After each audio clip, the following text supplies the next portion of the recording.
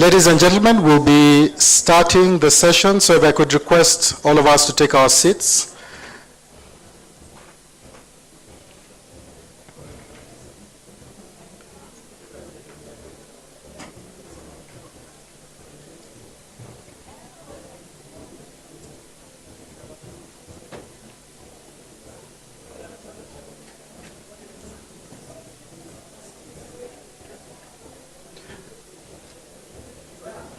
Thank you.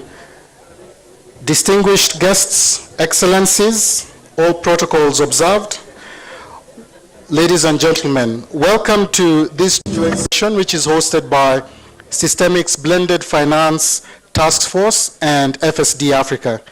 Today's session will explore the role of domestic and international stakeholders supporting the growth of local financial markets and driving climate-positive investments with a strong emphasis on successful examples that can be scaled and replicated. We will also be launching the action agenda for mobilizing domestic capital for climate-positive growth in emerging markets and developing economies. As a background to the two institutions which are organizing this session, FSD Africa is a specialist development agency which is making finance work for Africa's future, and Systemic's Blended Finance Task Force brings together leaders from business, finance, development, policy, and civil society to help overcome barriers to investing in high-impact sectors and geographies through leadership, convening, and capital matchmaking. We have an exciting set of speakers this afternoon, and we'll be hearing from them shortly. To get us started, I'm delighted to welcome our first keynote speaker, Right Honorable Andrew Mitchell, MP, Deputy Foreign Secretary and Minister of State, Development and Africa, Foreign and Commonwealth and Development Office of the UK Government. Welcome, Minister.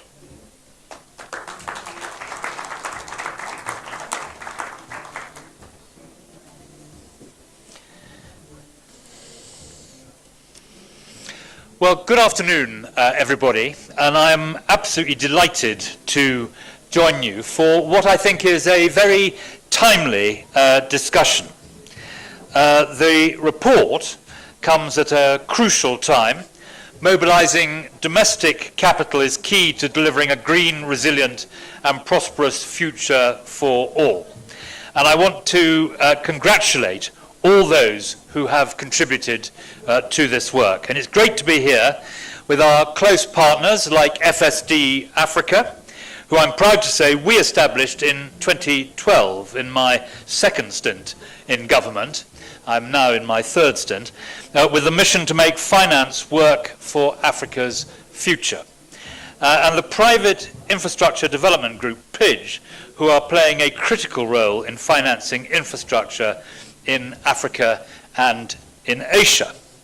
The UK is very proud to have committed no less than £391 million, nearly $500 million of funding to the group at COP last year, and continue our role as the largest donor to PIDGE, such an impactful organization. And together with FSD Africa and PIDGE, you have two of the organizations supported by the British government and the Foreign Office, of which we in the development world are most proud.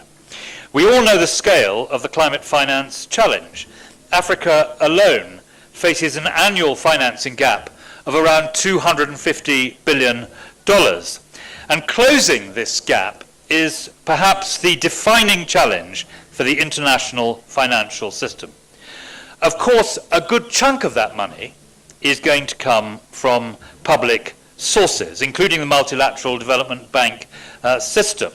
And I've been driving this point home in my many engagements here this week and will continue to do so. But public funding alone will not close the financing gap. Private funds, such as those managed by pension funds, insurance companies, and commercial banks, will need to be a large part of the solution. Domestic finance, provided in local currency, has a special role to play. Developing economies have tremendous resources themselves, over $2 trillion of institutional capital in Africa alone for example. And local currency financing avoids the painful risks associated with foreign borrowing and the mismatch of currencies. Thus, an essential challenge, and one which we must all rise to, is how we can unlock these pools of local finance from banks, from pension funds, insurance companies, and from other sources. Now, ladies and gentlemen, the obstacles are well known: underdeveloped capital markets, greater perceived risk, regulations that can be restrictive and inappropriate, and the lack of suitable financing vehicles and bankable projects. But I'm confident that we have the required commitment and the ability, not least here sitting in this room, to overcome these barriers. It is also a tremendous opportunity. Mobilizing this domestic capital can be a tipping point for long-lasting economic growth, creating local jobs, supporting exciting businesses, and driving better social outcomes. So, ladies and gentlemen, what is the UK doing? Our International Development White Paper, which was launched by the Prime Minister last November, shared our commitment to raising more private finance for climate and development Africa. We committed specifically to working with our partners like FSD, Africa and PIDGE to deepen local capital markets and better mobilize domestic pools of savings. And let me give you some examples of what this means in practice. And let me say also, with the advent of a general election in Britain, that the great thing about this white paper is that it is an all-party white paper and therefore effectively a through train through any political change that results from a general election, unlikely though that is. Now, through FSD Africa's efforts, Britain and British aid is helping to build market infrastructure that is necessary for deep and resilient capital markets, like a new stock exchange in Ethiopia, a new East African bond exchange right here in Nairobi, and the sustainability bond issue for Tanzania's NMB Bank. This financial market plumbing is key to getting the money flowing to where it is needed.